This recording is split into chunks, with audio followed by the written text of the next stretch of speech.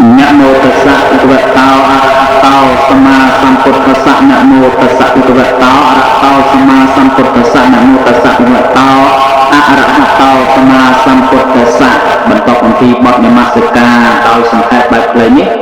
ខ្ញុំប្រកាសណាអាត្មាភាពនឹងលើកយកនៅប្រសូតមួយនៅក្នុងស្ថានបិដកអង្គពុត្រនិកាយទុក្កនិបាត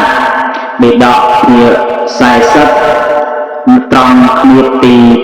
277ដែលនិយាយអំពីអសពរិស័ភូមិនិងសពរិស័ភូមិលើកយកមកសម្ដែងជាធម្មទានណាព្រះនិមិត្តភាពព្រះអង្គសម្ដែងថាមនាភិក្ខុទាំងឡាយ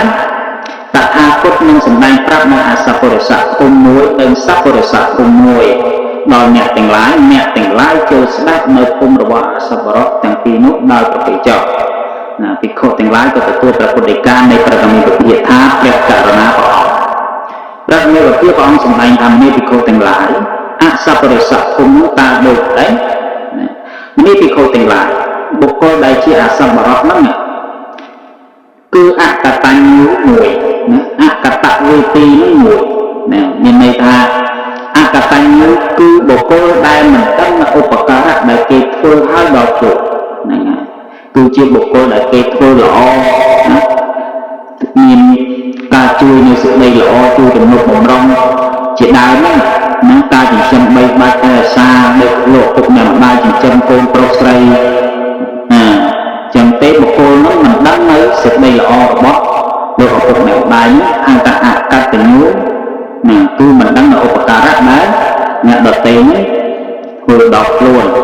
និងអកតវេទីគឺមិនបានធ្វើឧបការៈដែលគេធ្វើឲ្យនឹងឲ្យប្រកបបានទេគឺមិនបានធ្វើតបនៅសេចក្តីល្អនោះទៅដល់អ្នកដទៃវិញនេះឯងហៅថាអសពរិស័ភូមិហើយពួកអសពរៈនោះតែងតែពោលសរសើរណាព្រះអង្គថាតែងតែពោលសរសើរចំពោះអកតញ្ញូអកតវេទីនេះណាខ្លួនឯងជាបុគ្គលអកតញ្ញូអកតវេទីហើយពោលសរសើរចំពោះបុគ្គលណាដែលជើងអកតញ្ញូអកតវេទីហ្នឹងមិនដឹងគុណហើយមិនបានទៅតបនឹងបុគ្គលអសពរៈគេសរសើរនៅធម៌ហ្នឹងណាបុគ្គលបែបនេះគឺគេសរសើរធម៌ដូចគ្នាឲ្យតែបុគ្គលណាគេត្រូវគ្នានេះគឺគេសរសើររឿងអកតញ្ញូអកតវេទីនេះឯងទៅព្រះនិមិត្តភាពព្រះអង្គសម្ដែងថានេះជាភូមិរបស់អសពរៈណាអសពរៈភូមិរបស់អសពរៈគឺស្ថានទីតាំងនៃបុគ្គលដែលជាអសពរៈហ្នឹងណាអញ្ចឹងបុគ្គលអកតញ្ញូអកតវេទីនេះក៏ព្រះអង្គសម្ដែងថាជាអសពរៈមួយផ្នែកផងដែរណាអញ្ចឹងមាននៅរឿងនៅក្នុងប្រជុំជាដកភាគទី1ដែលមានរឿងមានចំណងជើងថាមាតុភាគណាមាតុភាគនេះប្រែមកថារឿងសម្រាប់ម្ដាយណាហើយគេសរសេរពាក្យមួយឃ្លានៅក្នុងចំណងក្រោមចំណងជើងនេះថាបរិសុទ្ធក្នុងលោកមិនគួរជឿពាក្យភរិយាគ្រប់ម៉ាត់ទេណាគួរជឿភរិយាគ្រប់ម៉ាត់ទេនេះគឺជាការសរសេរដើម្បីក្តោបអត្ថន័យនៅក្នុងរឿងមាតុភាគហ្នឹងណាមិនសំដៅទៅមនុស្សគ្រប់ចំពោះទេមានន័យថាមិនជឿបរិសុទ្ធមិនគួរជឿពាក្យភរិយាគ្រប់ម៉ាត់ហ្នឹងគឺមាននៅក្នុងរឿងមាតុភាគនេះឯងចឹងនៅក្នុងការកន្លងទៅហើយមានបរិសុទ្ធម្នាក់គាត់ទៅនៅក្នុងដែនកាសីហើយឪពុកម្ដាយឪពុករបស់គាត់ហ្នឹងបានធ្វើការកិរិយាទៅ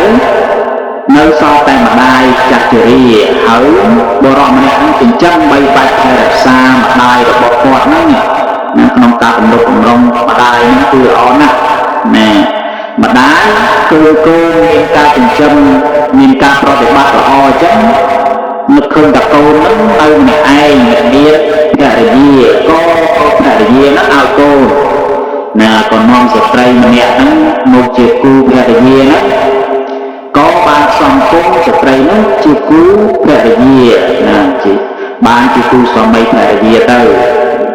ហើយខាងប្រពន្ធនេះនោះឪពុកនោះក៏ស្លាប់ដែរមានតែម្ដាយដូចគ្នាអ្នកទាំងពីរហ្នឹងគឺមានតែម្ដាយដូចគ្នាចឹងមានតែម្ដាយពីរនាក់ណាហើយមានម្ដាយដូចគ្នាក៏រួមរស់នៅជាមួយគ្នាជាគូស្វាមីភរិយាអស់តាជាយូរទៅក៏ម្ដាយហ្នឹងកាន់តែចាស់ខាងប្រពន្ធមកគេភូមិទ្រាំណាគេភូមិទ្រាំអូចាស់ហ្នឹងណា ពេលដែលគេចិញ្ចឹមឯងតាំងពីតូចមកគេមិនព្រមរហូតដល់ឯងធំមានពេញរូបពេញរាងមានគ្រួសារគេចិញ្ចឹមម្ដាយវិញគឺតែទៅធំនៅចាស់នេះឯងហៅថាអកតវេទីនោះមិនបានធ្វើតបនឹងម្ដាយវិញទេណាចឹងក៏លួងប្តីដែរនិយាយលួងលងយ៉ាងណាដើម្បីសម្លាប់ម្ដាយហ្នឹងណាគោលបំណងទី1របស់ព្រះជាចង់សម្លាប់ម្ដាយក្មេងម្ដាយខាងប្តីហ្នឹងមុនណាក៏និយាយលួងលងស្វាមីណាស្វាមីហ្នឹងគាត់និយាយថាការសម្លាប់នេះវាមិនងាយទេចឹងយើងសម្លាប់យ៉ាងម៉េចក៏ពុនគេឲ្យយោបល់ណាថាយើងគួរតែចាប់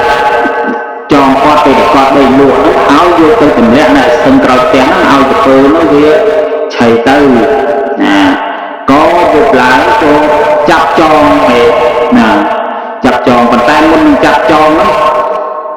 ចងត្រេនោះចំណាំណាប្តីវាសួរថាម្ដាយឯងនៅខាងណាម្ដាយខ្ញុំនៅខាងណាប្រពន្ធក៏រៀបរាប់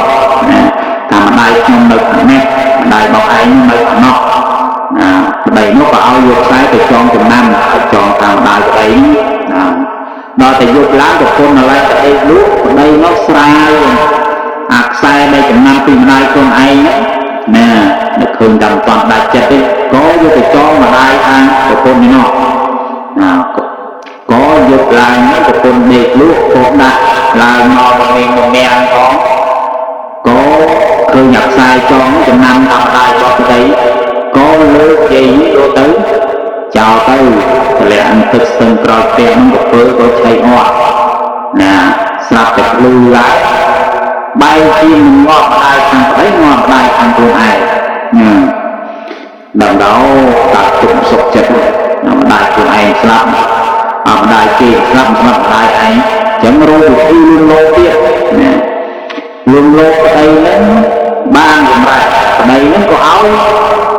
ព្រមមកម្ដាយរបស់ខ្លួនឯងយកទៅសម្លាប់ហ្នឹងមានន័យថានេះហៅថាបរមមិនគួរជឿពាក្យអរិយាគ្រប់ម៉ាត់នោះណាក៏និយាយលួងលោមហើយក៏នាំម្ដាយខាងប្តីសារនេះគឺយកទៅដុតនៅឯព្រៃស្មោសានេះនោះណាពេលម្ដាយដេកលក់នឹងក៏លើកម្ដាយនឹងសែងយកទៅដាក់នៅលើជើងកនៃព្រៃស្មោសានោះបំរុងដុតតែក៏ជួនពេលនោះភ្លេចយកលើងទៅដល់ពេលភ្លេចយកលើងទៅក៏ត្រឡប់មកផ្ទះវិញទាំងប្តីទាំងប្រពន្ធនោះម្ដាយឯនោះត្រូវទឹកសន្សំតិចផងទៅញាក់ឡើងបើជួយមកជួយនៅលើជើងកពួកចិត្តអូខ្លួនឯងខំចិញ្ចឹមវាតាំងពីតូចនៅតាំងពីនៅក្នុងផ្ទៃ9 ខែ 10 ថ្ងៃចិញ្ចឹមតាំងពីតូចឲ្យមានគូសកលស្វាមីភរិយាឥឡូវនេះបែរជាឯងចាក់យកឯងមកដុតគិតចិញ្ចឹមហើយគោចង់ពីលើជើងកទៅកម្រងដុតហ្នឹងលើកសពពេលមួយដែលយកទៅចោលចិត្តហ្នឹងយកសពពេលហ្នឹងមកដាក់មកប្រូឲ្យស្អាតណាតំណែងធ្វើជាយាយនៅនឹងតែក៏គ្រូឲ្យស្អាតហើយខ្លួនឯងចូលទៅឯងអូនភ្នំពហិមួយហ្នឹងចិត្តហ្នឹងឲ្យកូននោះមកពីផ្ទះវិញក៏ឃើញសពពេលដែលគ្រូហ្នឹងសម្គាល់ថាជាម្ដាយក៏ដុតទៅឆេះមកទៅពេលអស់ទៅដោយសម្គាល់ថាជាម្ដាយហ្នឹងក៏ត្រឡប់ទៅផ្ទះវិញបាត់ទៅចំណែកម្ដាយនោះនៅគ្រូភ្នំពហិនោះហ្នឹងហើយនៅមមីងមកបែងភ័យនឹងកូនរោដុតផងសក់មកក៏បាត់ជាងជាជ្រោមមនុស្សចាស់សក់ស្ទើរហើយមិញនោះសល់តែមួយដល់កប់ជួនអីចោលនោះយកអបវិជ្ជមានហ្នឹងតម្លាក់នឹងរូងភ្នំហ្នឹងយកតម្លាក់នឹងរូងភ្នំនោះចោលក៏ដើរមកយកអបវិជ្ជមានគឺនិយាយទៅគោញាក់បានតែខ្មោចញាក់នៅតំណគោរត់ទៅហៅ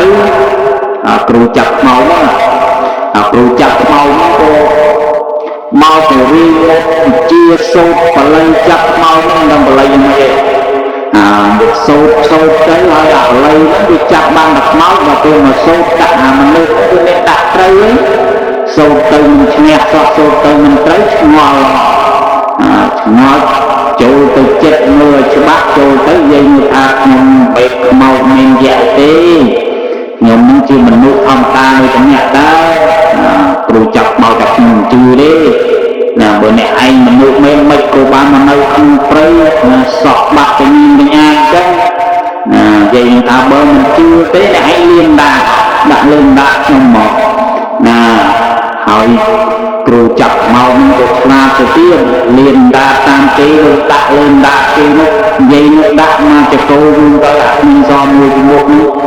ខំមកចកោទៅស្រែកយាយទេយៈទេយៈទេផ្អើទាំងចោលផ្អើទាំងគ្រូខ្មោចរត់បាត់ទៅសល់យាយនេះក៏ប្រមូលទ្រព្យសម្បត្តិដែលចោលផ្លន់មកប្រវិចនេះក៏នឹកឃើញកូនទៀតកូនអញហើយបើសិនជាបានមាសមកប្រវិចហ្នឹងបើជារស់ស្រួលហើយណាម្ដាយចឹងណាបុគ្គលអ្នកមានគុណអាកូនយកមកសម្លាប់ហើយនឹកឃើញបានស្អីបានទ្រព្យសម្បត្តិនឹកឃើញកូនទៅទៀត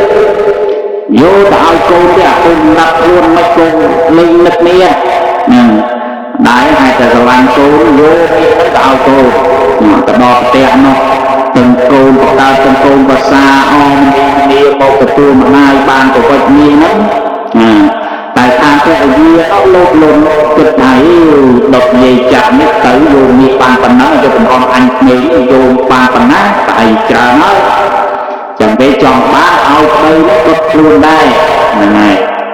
ភាសានេះឲ្យប្តីនេះដុតខ្លួនទៅដើម្បីខ្លួនទៅយកនេះមកបានច្រើនព្រោះនិយាយចាក់ឲ្យយកបានប៉ុណ្ណឹងខ្ញុំក្មេងយកបានច្រើនជាងនឹងប្តីនឹងក៏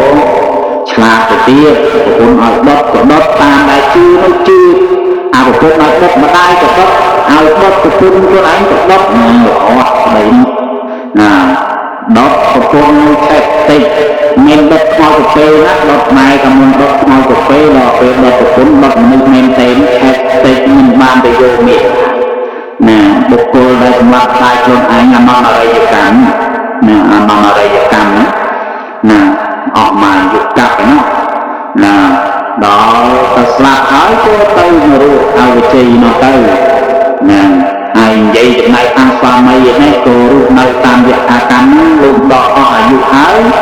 ក៏បានធ្វើការកិរិយាទៅកើតនៅនរកអវិជ័យដែរនេះនិយាយអំពីបុគ្គលដែលជាអសប្បុរសហ្នឹងអកតញ្ញូអកតវេទីហ្នឹងបុគ្គលដែលមិនដឹងនៅឧបការៈគុណចំពោះលោកឪពុកម្ដាយណាមិនបានធ្វើតបស្នងគុណហៅថាអកតវេទីហ្នឹងណាចឹងប្រមាណពីអង្គសម្ដែងថាជាអសប្បុរិសភូមិរបស់អសប្បុរសនេះជាស្ថានទីតាំងនៃពួកអសប្បុរសហ្នឹងណាចឹងគឺទីតាំងរបស់គាត់ហ្នឹងពេលស្លាប់ទៅគ្មានអីក្រៅពីនរកទេណានេះនិយាយអំពីបុគ្គលដែលជាអសប្បុរសសូមអនុមោទនា